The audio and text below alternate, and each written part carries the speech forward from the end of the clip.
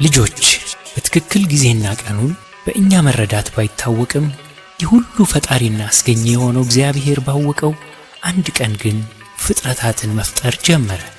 እግዚአብሔርም በሳምንት ውስጥ ካሉት 7 ዕለታት ውስጥ በ6ቱ ቀናት የተለያዩ ፍጥረታትን ፈጠረ። እግዚአብሔር አምላካችን ለሰው ልጆች ለመኖር ምቹ መሆኑን ሲያውቅ የሁላችን አባትና እናት የሆኑትን አዳምና ሔዋንን ደግሞ ፈጠረ። ልጆች አስተዋላችሁ? እግዚአብሔር ለሰው ልጆች ከፍጥረታት ሁሉ በላይ ያለውን ፍቅርና ጥንቃቄ እንዴት ታላቅ እንደሆነ አስተዋላችሁ? ሁሉን አዘጋጅቶና ምቹ አድርጎ በመጨረሻ ግን የኛን እናትና አባቶቻችን የሆኑትን አዳምና ሔዋንን ፈጠረ።